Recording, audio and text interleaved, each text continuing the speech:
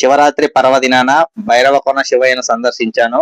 భయంకరమైన భైరవకొనలో కాకులు గద్దల ధోరణి భయంకరమైన రహస్యం. మన భారతదేశంలో ఎన్నో వింతలు విశేషాలు దాగి ఉన్నాయి. అందులో ఒకటే భైరవకోన. దట్టమైన ఈ నల్లమల్ల అడవుల్లో దాగి ఉన్న ఈ ఆలయంలో ఎన్నో అంతు చిక్కని రహస్యాలు. చుట్టూ ఎక్కడ చూసినా నల్లమల్ల అడవులు, కాకులు గద్దలు చొరబడని ప్రాంతం. ఒకే కొండపైన 8 ఆలయాలు. ఎటువైపు చూసినా దేవుళ్ళ శిలారూపాలు. 3 ముఖాల గల దుర్గాదేవి, కాల భైరవుడు, క్షేత్రపాలకుడు. పౌర్ణమి రోజు రాత్రి ఏం జరుగుతుంది? ఈ విషయాలు తెలుసుకుందాం. వీడియో చివరి వరకు చూడండి. భైరవకోన ఒక మహా అద్భుతమైన పర్యాటక ప్రాంతం. చుట్టూ కొండలు, దట్టమైన అడవులు, గలగల పారే జలపాతాలు, ఇలా అన్ని ఒకే చోట ఉన్న ప్రాంతం ఆంధ్రప్రదేశ్ ప్రకాశం జిల్లాలో ఉన్న ఈ భైరవకోన.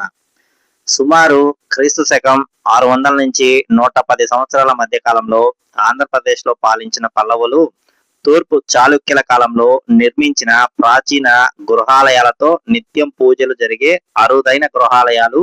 చరిత్రకారుల అభిప్రాయంలో తూర్పు చాళుక్యుల కాలంలో ఆంధ్రప్రదేశ్ లో శ్రీశైలం తర్వాత అంతటి ప్రసిద్ధ దైవక్షేత్రంగా ఈ భైరవకోన క్షేత్రం అనేది వెలిసింది.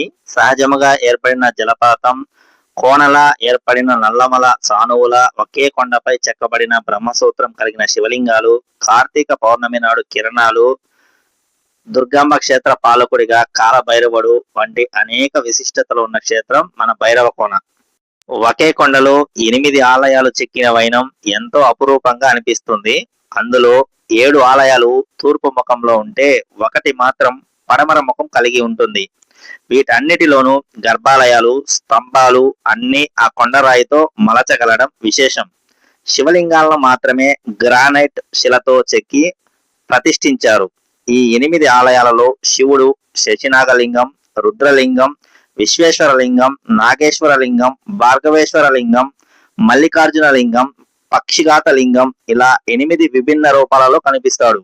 ఈ క్షేత్రంలోని శశినాగలింగాన్ని దర్శిస్తే ఎటువంటి నాగదోషాలైనా తొలగిపోతాయని భక్తుల నమ్మకం. 8వ గుహాలయానికి ఒక పక్కన బ్రహ్మదేవుడు, మరొక పక్కన శ్రీ మహావిష్ణువు రూపాలు చెక్కి ఉంటారు. ఈ కొండ ప్రాంతంలో భార్గవ ముని తపస్సు చేయడం వలన పరమశివుడే ఇక్కడ భార్గవేశ్వరుడుగా వెలిశాడని భక్తుల నమ్మకం. ఈ 8 ఆలయాల మధ్య దుర్గాదేవి ఆలయం ఉంటుంది. ఈ ఆలయంలో దుర్గాదేవి 3 ముఖాలుగా కలిగి ఉంటుంది. ఈ ఆలయానికి దగ్గరలోనే ఒక సెలయేరు పారుతుంటుంది. కార్తీక పౌర్ణమి రోజు ఇక్కడ రాత్రి ఒక మహా అద్భుతం జరుగుతుంది. చంద్రకిరణాలు ఇక్కడ ఉన్న దుర్గామాతపై పడతాయి. కార్తీక పౌర్ణమి రోజు రాత్రి వెలుపల ఉన్న నీటి గుండంలో చంద్రకిరణాలు పడి పరావర్తనం చెంది అమ్మవారిని తగులుతాయి అని భక్తుల నమ్మకం. ఇది మాత్రం ఒక కార్తీక పౌర్ణమి, కార్తీక మాసాలలోనే ఈ అద్భుతం అనేది జరుగుతుంది. ఈ ప్రాంతంలో మరికొన్ని వింతలు కూడా ఉన్నాయండి. ఏంటంటే అది ముని శాపం వలన ఈ కొండపైకి కాకులు గ్రద్దలు చొరబడవని చరిత్ర చెప్తుంది. ఈ ఆలయానికి ఉన్న 8 లింగాలలో ఒకటైన పక్షిఘాత లింగం కింద 10 అడుగుల లోతు నీరు ఉంటుంది అన్నమాట. ఈ శివరాత్రి పర్వదినాన భక్తుల రద్దీ వలన లోపలికైతే ప్రవేశం లేదు. అందుకే లోపల నీరు ఉన్నాయా లేదా అని నేనైతే చూడలేకపోయాను. ఇక్కడికి వచ్చిన వారు ఈ గుహాలయాలతో పాటు పక్కన ఉన్న మెట్లెక్కితే పైన అన్నపూర్ణేశ్వరి గుహ ఉంటుందండి. ఇక్కడ నుంచి హనుముని కొండ వరకు సొరంగం అయితే ఉంటుంది అని చెప్తుంటారు. అలాగే అక్కడే ఒక దేవదారు వృక్షం కూడా ఉంటుంది. బ్రహ్మం గారు సజీవ సమాధి చెందే సమయంలో ఈ దేవదారు పుష్పాలను తెమ్మని సిద్ధయ్య గారిని పంపించారని చెప్తుంటారు. ఇక ఈ భైరవకోనకి ఆ పేరు అనేది ఎలా వచ్చింది అనే విషయం గురించి తెలుసుకుందాం. పూర్వం ఈ ప్రాంతాన్ని భైరవుడు అనే రాజు పరిపాలిస్తుండేవారు. అందుకే ఈ ప్రాంతాన్ని భైరవకోన అని పిలుస్తారని ఒక కథలాగా చెప్తుంటారు. అలాగే ఈ క్షేత్రానికి కాలభైరవుడు క్షేత్ర పాలకుడు కాబట్టి అందువలన భైరవకోన అని పిలుస్తుంటారని మరొక కథ. పూర్వకాలంలో స్వామి వారిని దర్శించుకునేదానికి ప్రయాణికులు, సాధువులు అందరూ కూడా వచ్చినప్పుడు ఎప్పుడైనా దారి తప్పిపోతే వారికి ఒక కుక్క మార్గం చూపేదని, ఆ కుక్క భైరవుడు కాబట్టి అందువలన దీనిని భైరవకోన అని పిలుస్తుంటారని రకరకాలుగా అయితే చెప్తుంటారు. ఎవరు ఏ విధంగా చెప్పినా ఈ భైరవ కోన క్షేత్రం అనేది ఆధ్యాత్మిక పరంగా కానీ పర్యాటక ప్రాంతంగా కానీ చాలా అద్భుతంగా ఉంటుంది. అసలు వర్షాకాలంలో అయితే చాలా చాలా బాగుంటుందండి ఈ ప్రదేశం అనేది.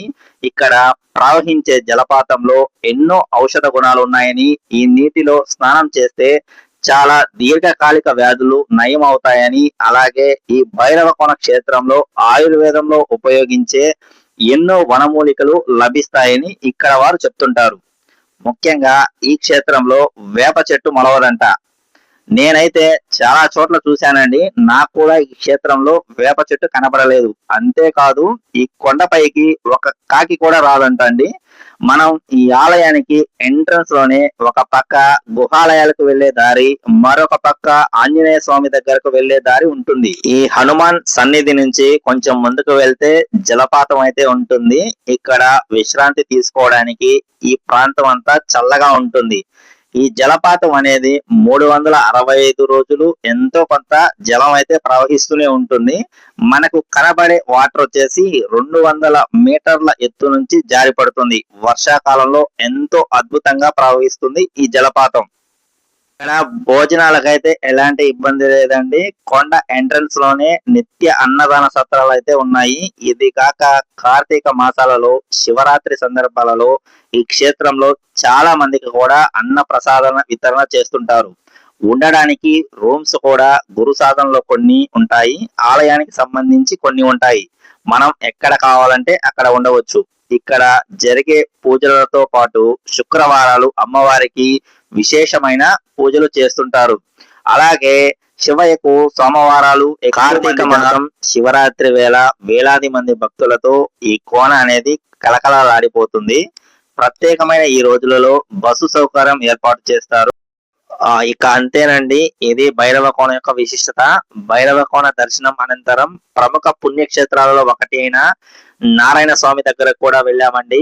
నెక్స్ట్ పార్ట్ లో ఈ స్వామి వారి విశిష్టత గురించి చెప్తాను. వీడియో నచ్చినట్లయితే ప్లీజ్ లైక్ అండ్ సబ్స్క్రైబ్.